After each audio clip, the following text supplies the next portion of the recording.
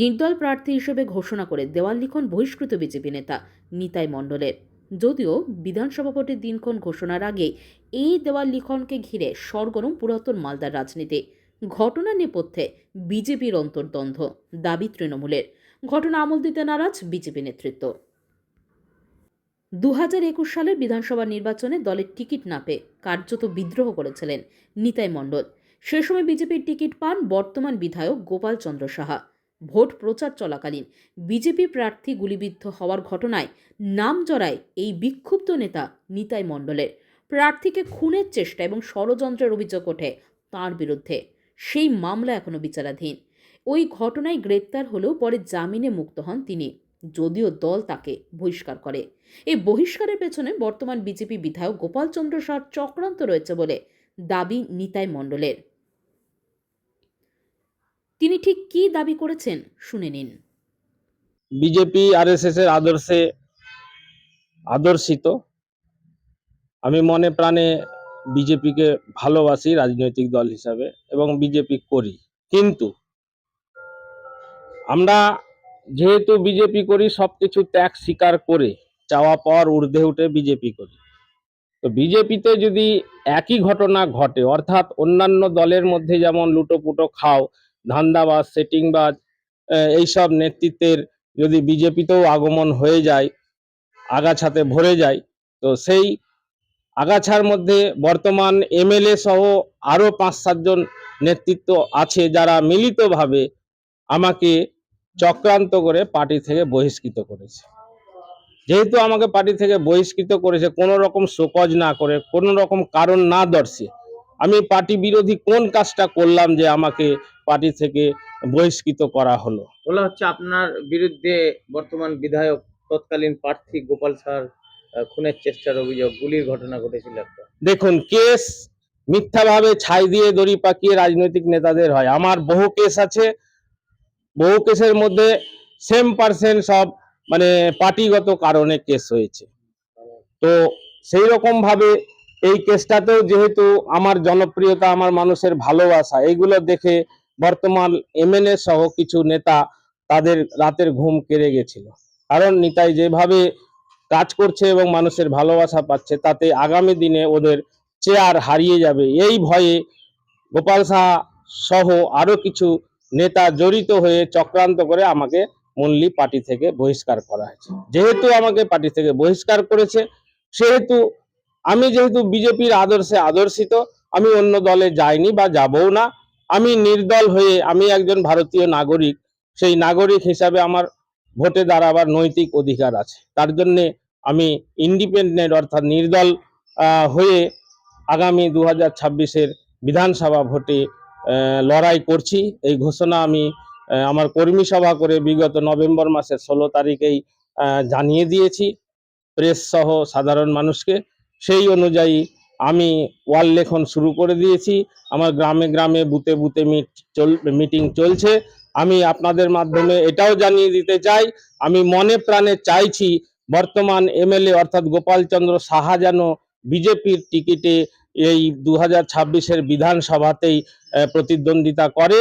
তাহলে মূল প্রতিদ্বন্দ্বী হিসাবে আমি নিতাই মণ্ডল তাকে ফাইট দিব এবং দেখাতে চাই যে আসল বিজেপি আর ধান্দাবাজ বা স্বার্থবাদ বিজেপির রেজাল্ট কি হতে পারে, সেটা আমি লড়াইয়ের মাধ্যমে, আমার কাজের মাধ্যমে, মানুষের ভালোবাসার মাধ্যমে আমি দেখাতে চাই। ওই গুলিকাণ্ডে কি তাহলে আপনার কোনো যোগ ছিল না, বা আপনার কেস কি অবস্থায়? কোনো মতেই আমার কোনো যোগ ছিল না, সম্পূর্ণভাবে আমাকে চক্রান্ত করে জড়িত করেছে। এখন কি চার্জশিট হয়েছে, কেসের কি স্ট্যাটাস? কেসের আমি তো লয়ার না, কেসের স্ট্যাটাস আছে। আমাকে মিথ্যাভাবে কেসে জড়িয়েছে, তার জন্য আমি হাইকোর্টে কসিং মামলা একটা করেছি। সেই কসিং মামলা এখন পেন্ডিং আছে। সেই অবস্থায় এখন নিশ্চয় আমি আশাবাদী যে আমি সেই কেস থেকে মুক্তি পাবো। এমনি এখন জামিনে আছেন? হ্যাঁ, এখন বর্তমানে জামিনে আছি, কেস চলছে। তো বিজেপির বিধায়ক গোপাল সাহা বলছেন আপনার সঙ্গে তৃণমূলের যোগ আছে, আপনি তৃণমূলের যোগ সাজসে, তাদের পরামর্শদাতা সংস্থার যোগ সাজসে আপনি দেওয়াল লেখন। দেখুন, আমি যদি তৃণমূলের সাথে যোগ কেন তৃণমূলের সাথে যোগ সাজস করবো? সরাসরি তৃণমূলের টিকিট নিয়ে তাহলে ফাইট করব। আমি যা বলি তা করি, আমার ভেতরে ওই রকম চক্রান্তকারী নীতি নাই। কারোর বিরুদ্ধে কিছু বলার থাকে সামনাসামনি বলবো।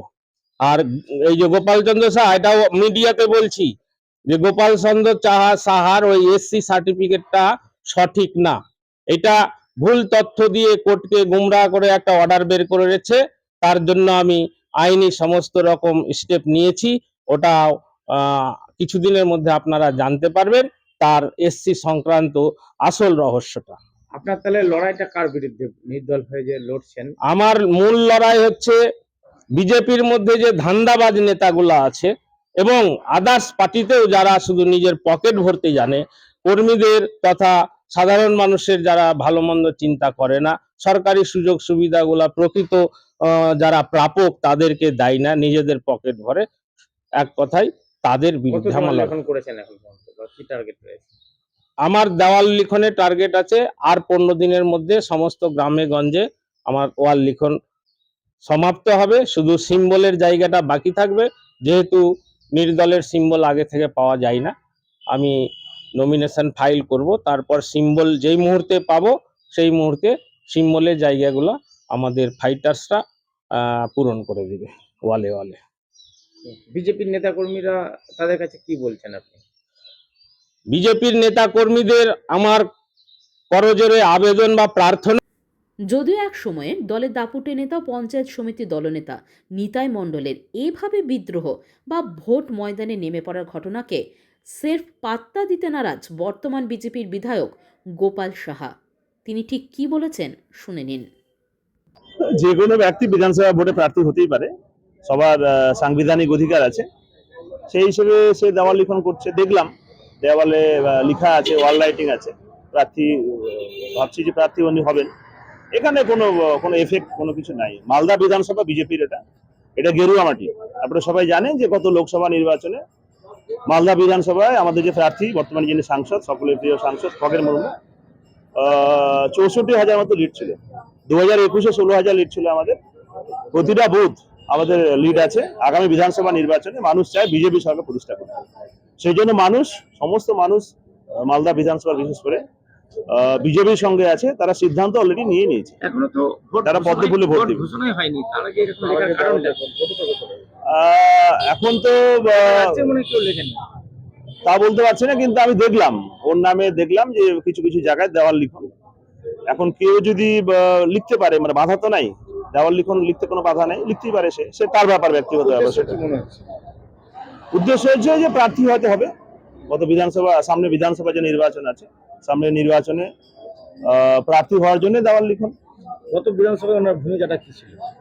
গত বিধানসভা নির্বাচনে ভূমিকা কি ছিল? ও তো রুলিং পার্টির সাথে যুক্ত আছে এবং কিছু ব্যক্তি আছে যারা আইপ্যাক এর সাথে যুক্ত আছে। তৃণমূলের যারা আইপ্যাক যে সংস্থা আছে, ওদের গত বিধানসভার আগে আপনার উপরে যে হামলা হয়েছিল সেখানে তো ওনার নাম উঠে আসছিল। অবশ্যই নাম উঠে আসছিল, এবং শুধু নাম উঠে নয়, পুলিশ চার্জশিট ইস্যু করেছে, পুলিশ চার্জ গঠন করেছে এবং সেই চার্জশিট ইস্যু করে কোর্টে পাঠিয়েছে এবং সাবজুডিস আছে, বিচারাধীন আছে।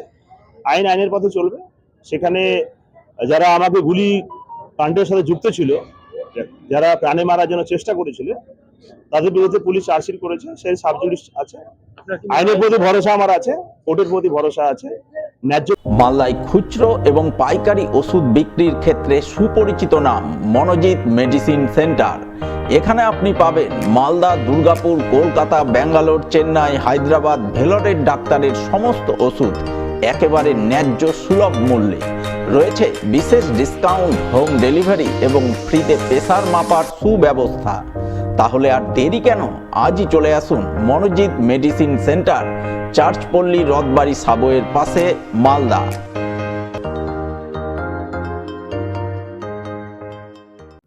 অন্যদিকে এই ঘটনাকে বিজেপির অন্তর্দ্বন্দ্ব বলে মন্তব্য করেছে তৃণমূল।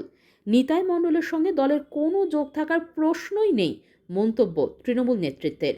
এ প্রসঙ্গে কি বলেছেন তৃণমূল নেতা প্রসেনজিৎ দাস, শুনে নিন। বলছে যে এর পেছনে নাকি তৃণমূলের যোগ রয়েছে, কি বলবেন? দেখুন, নিতাই মণ্ডল প্রথমত হচ্ছে বিজেপির লোক, উনি আরএসএস করেন।